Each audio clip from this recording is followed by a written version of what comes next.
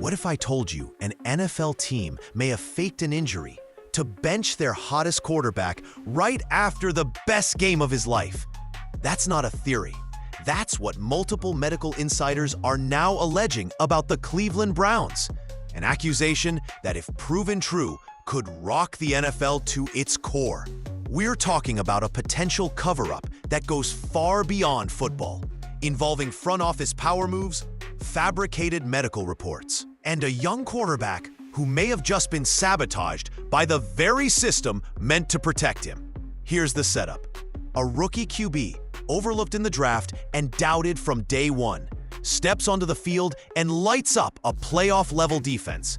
He leads a dramatic comeback, throws for nearly 300 yards, doesn't turn the ball over once. His teammates rally around him. The locker room finally feels united. And then, just 3 days later, the Browns announce he's injured. Oblique strain. Might not play next week. Only one problem. There's no injury. Medical sources say he never even got treatment. Trainers never checked him. No one saw him hobble, wince, or slow down. In fact, he ran a full-speed practice just hours before the so-called injury report dropped and hit every throw with radar missile precision. So, what really happened? Why now? Who made the call? And is the NFL about to drop the hammer? Because this isn't just a sketchy sideline decision. This could be fraud, with real consequences. For coaches, for team owners, for the league itself. And it all centers around one question. Did the Browns fake an injury to hide a benching they couldn't justify? For a moment, it looked like the Browns had their guy. Fourth quarter, down late, pressure skyrocketing. Most young quarterbacks buckle in those situations. Not Shedeur Sanders. Calm in the chaos, he orchestrated what can only be described as a masterclass.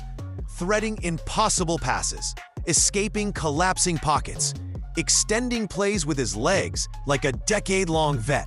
His stat line read like a fantasy draft gem.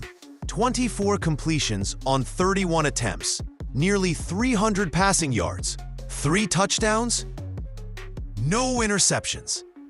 But the numbers didn't tell the whole story. It was the command, the swagger, the way the team responded. On the sideline, veterans were fired up. In the huddle, guys locked in. After the game, defensive captain Myles Garrett wrapped him up and declared, "That's our quarterback." There was no controversy left. The debate was over. This wasn't about potential or pedigree anymore. This was about production. And Sanders had just delivered his breakout moment on a silver platter. Against a Panthers defense fighting for a playoff spot, fans were celebrating a new era. Media outlets were buzzing. Even the locker room, usually tight-lipped, was audibly energized. Game ball in hand, film sessions ahead, prep was already shifting towards Sunday showdown with the Eagles. Then came Wednesday, and with it, a shocking twist that would flip everything upside down. Just when it seemed like stability had finally arrived in Cleveland, the story took a strange turn. Midweek press conferences are usually business as usual. Coaches talk about game prep, minor bumps and bruises, next man up mentality. But this one dropped like a bomb. Head coach Kevin Stefanski stepped up to the podium and casually announced that Shedeur Sanders was now dealing with an oblique injury, limited in practice. His status for Sunday? Game time decision. Reporters were stunned. You could literally see players off to the side turning their heads, exchanging glances. Sanders? Injured? Since when? Behind the scenes, confusion turned into quiet chaos. According to multiple medical staffers speaking anonymously, there had been no signs of any injury. Sanders was a full participant in Tuesday's practice, ran through every route, took every rep, led the first-team offense without hesitation. No grimace, no extra tape, no request for treatment, nothing. And here's what makes it worse. Trainers say Sanders showed up early, stayed late, and even ran extra drills with the rookies after practice, throwing with the same velocity and precision that turned heads just days earlier. Not a single physician logged anything. No imaging was ordered. No therapy scheduled. One trainer, off the record, said definitively, he didn't so much as ask for an ice pack. Yet hours later, like clockwork, an injury designation appeared on the official report, just ahead of the NFL's daily deadline. It didn't make sense, unless of course it wasn't really about his health. Because what happened after that injury was announced? That's when whispers started turning into full-on conspiracy. If Shedeur Sanders was healthy, and the evidence strongly said he was, then where did this injury come from? To get to the truth, you have to rewind to that same Wednesday morning, inside the Browns' administrative building. Sources now confirm a closed-door meeting took place between head coach Kevin Stefanski, general manager Andrew Berry, and executive VP J.W. Johnson. No medical personnel, no player reps, just power brokers behind locked doors. 90 minutes later, Stefanski steps to the podium and drops the Oblique strain news. And suddenly, everything clicks into place. Medical insiders say no one evaluated Sanders that day. Not before, not after. One athletic trainer spoke anonymously and didn't mince words. Nobody from medical touched him Wednesday. That injury appeared from thin air. And that's where things begin to spiral. You see, this isn't just a case of poor communication. This is a serious breach of NFL protocol. The league takes injury reporting extremely seriously, not because of fantasy football or media updates, but because of how it affects gambling markets, competitive fairness, and player safety. Making up injuries? That's fraud. And here's the thing. It wasn't a vague soft tissue tweak during warm-ups. Sanders supposedly suffered a strain that limits throwing motion, the kind of thing that requires imaging, rest, and treatment. Except he threw 50-yard bombs in front of dozens of staffers earlier that same morning. No tape, no discomfort, no trainers rushing to intervene. Just Shedeur bawling out. So if the team didn't report an observed injury, and the medical staff didn't diagnose it, who exactly made the call? That's when whispers inside the building started pointing to something much deeper and much dirtier. Because this wasn't about Shedeur's body. It was about protecting someone else's plan. What started as a questionable injury report now looked like something far more dangerous. A deliberate deception. And that kind of move doesn't just stay in Cleveland. The NFL's injury reporting system isn't a formality. It's a legal, financial, and ethical cornerstone. Every team, every player, every bet placed on a game hinges on accurate availability info, which means fabricating injuries isn't just a shady coaching tactic. It's potential fraud.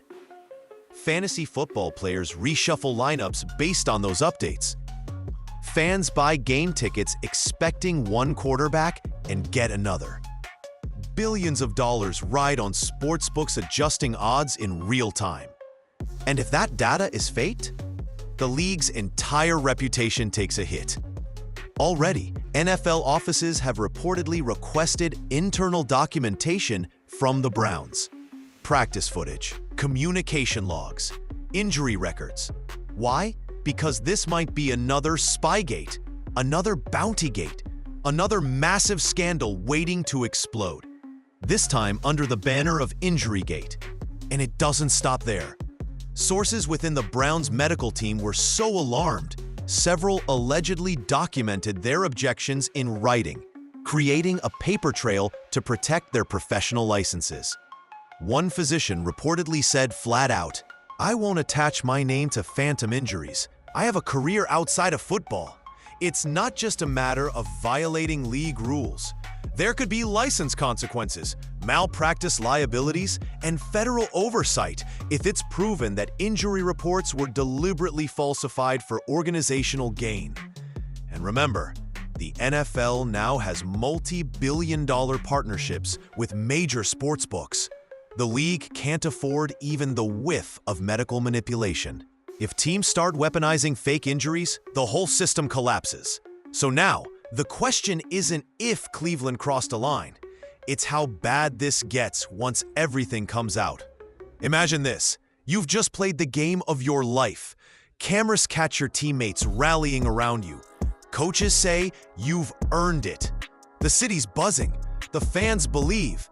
You believe. Then 2 days later, you're told you're injured. Except you're not. That's where Shedeur Sanders found himself, 22 years old, on the cusp of solidifying his place as Cleveland's starting quarterback, only to be sidelined by an injury he never felt. And the worst part? He wasn't informed. Sources say he found out about the oblique designation after it hit the media.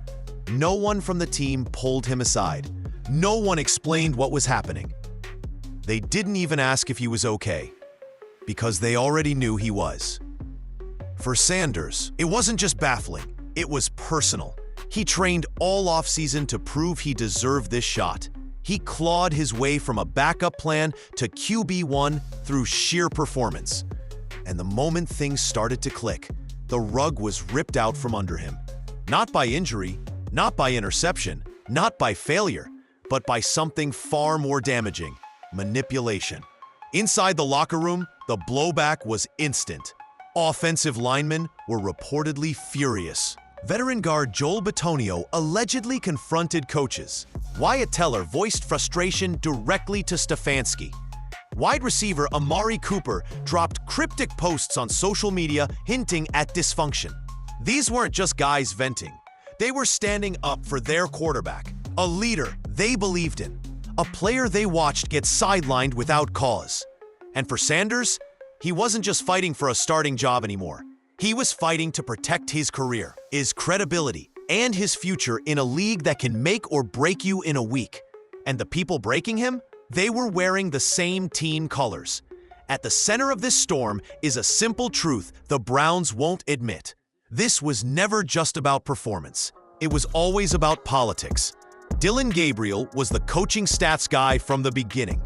A third-round pick, film junkie, textbook system quarterback. He checked every box for Kevin Stefanski's structured offensive philosophy. Smart, safe, predictable.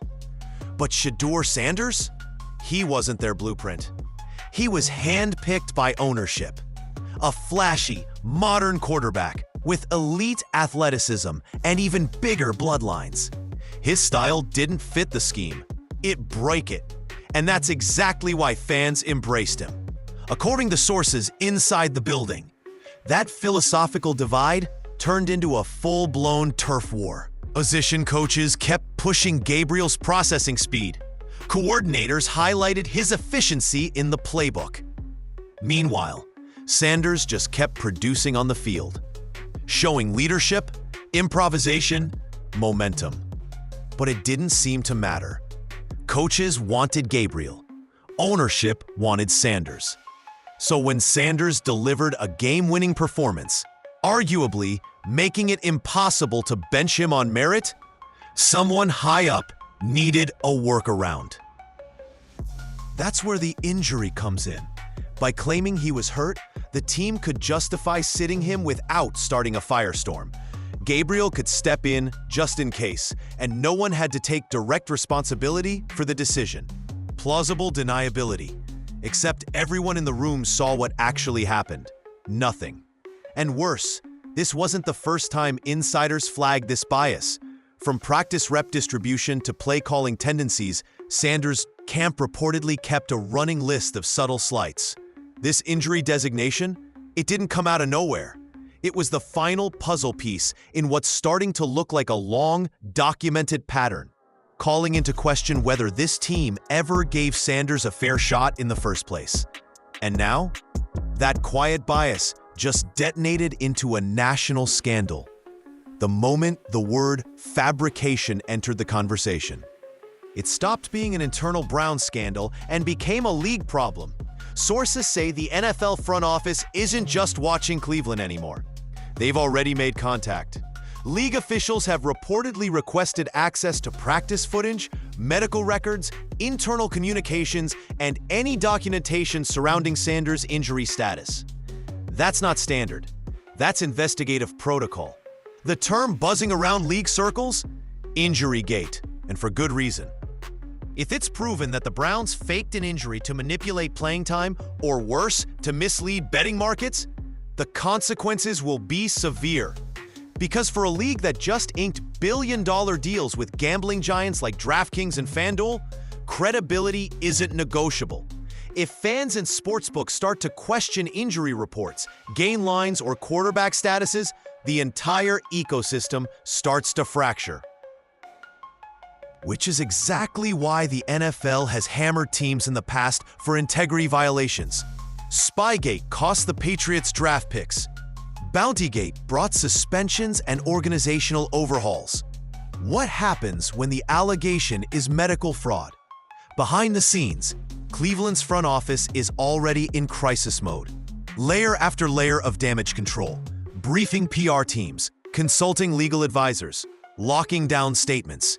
But you can't spin actual surveillance footage. Actually not when multiple staffers, from trainers to physicians, have already documented objections on record. And here's the kicker. This investigation isn't confined to Berea. Every franchise is watching. Agents are taking notes. Free agents are tuning in. Because if the Browns abuse power to sideline a rising QB under false medical pretenses, what other games are being played across the league? The fallout is already happening. And this time, it won't just be a fine and a slap on the wrist. The NFL could make Cleveland the example no team wants to be. And at the center of it all, a quarterback who never even missed a snap. At first, this looked like another QB dilemma. Two young quarterbacks, a classic debate, a coach trying to make the tough call. But now, it's not a quarterback controversy anymore. It's a full-blown institutional collapse. Because when you look past the fake injury, the shifty press conference, and the so-called game-time decision, what you see is a franchise eating itself from the inside out. Sanders was never just fighting for playing time. He was battling an entire system. A coaching staff that never wanted him.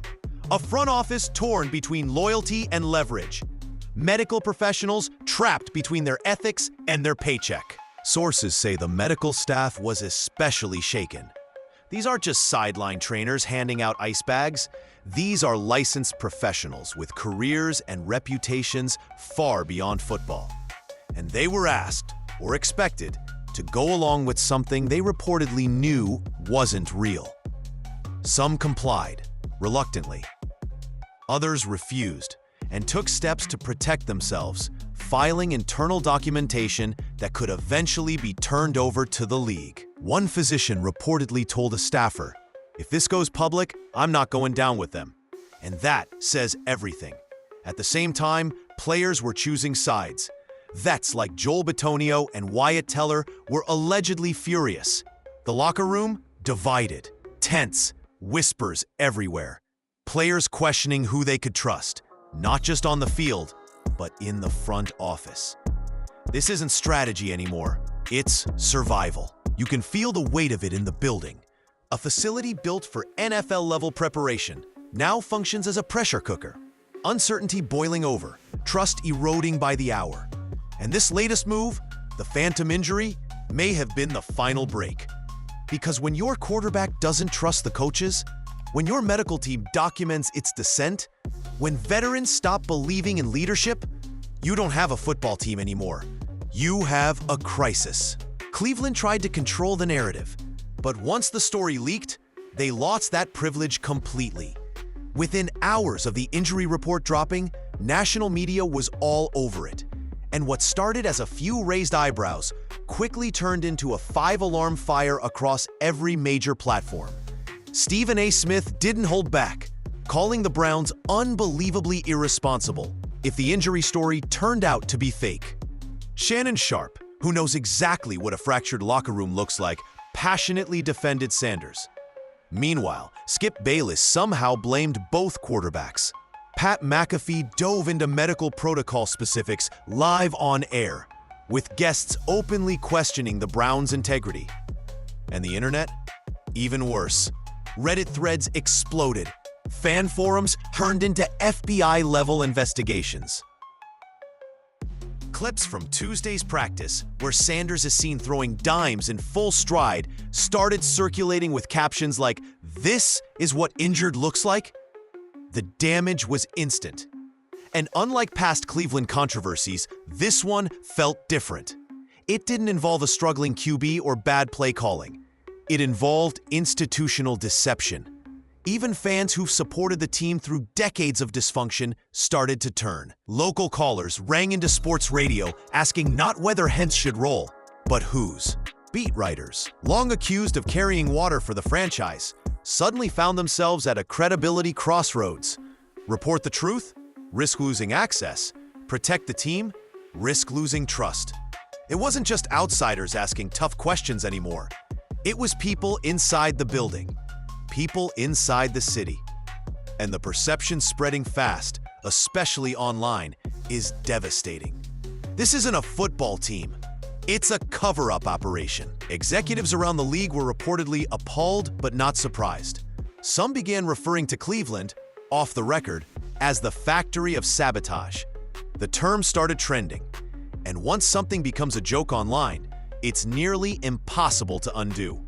The Browns thought they could game the system. Now the entire system is watching them.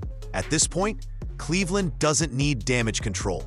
They need a way out of a hole they may not survive. Because the options on the table, none of them are clean. And every path forward only makes the fallout worse. Option 1. Admit they fabricated the injury. Own up, apologize, take the hit. Sounds noble, until you realize what that really means.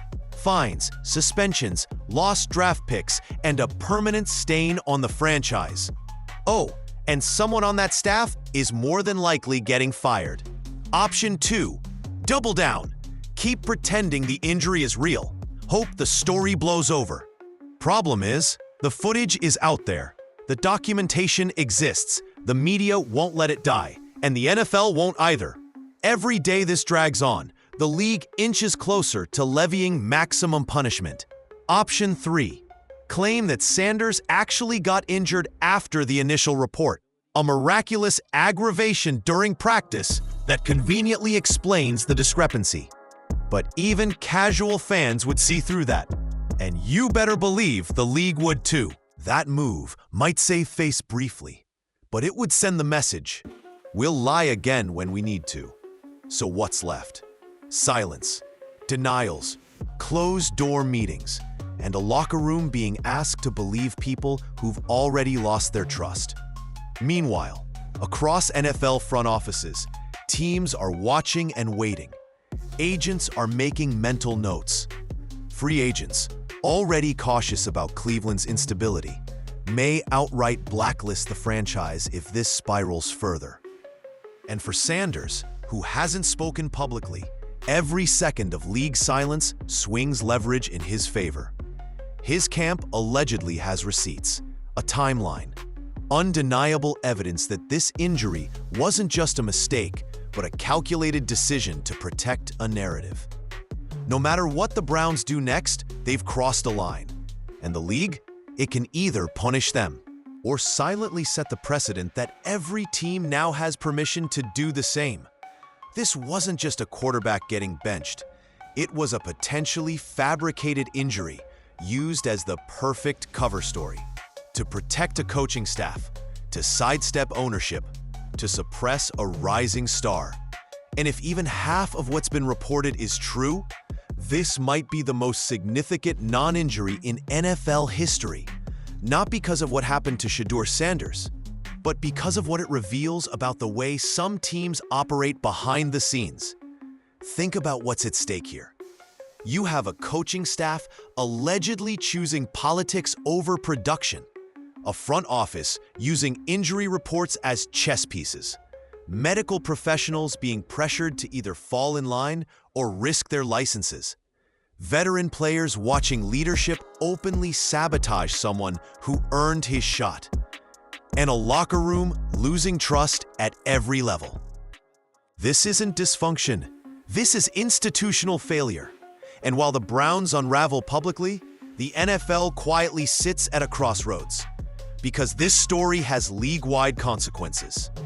If franchises can hand out fake medical reports, if coaches can sideline quarterbacks without accountability, if players can be punished for outshining the wrong people, where does it stop? Every team, every fan base, every young star watching this unfold knows what it means. Do what you're told, or get buried. The Browns have turned a routine quarterback controversy into an erosion of competitive integrity. And that damage doesn't just affect them. It affects fans who invest every Sunday, players who work their whole lives for one shot, a league that clings transparency and fairness, but now seems like it's willing to look the other way. But the truth always catches up. That oblique injury, it never existed. The consequences? They're coming. Whether it's an internal shakeup or a league intervention, whether it's punishment or public fallout, someone will pay for what's happened. Because this isn't just a mistake on a medical chart. It's a deliberate move that could change how injuries, decisions, and quarterbacks are viewed forever in the modern NFL. Shedeur Sanders deserved better. The fans deserved better. The game itself deserved better. Instead, the Browns gave us a masterclass in how to destroy everything from the inside. And if the league doesn't step in, they're silently co-signing the collapse.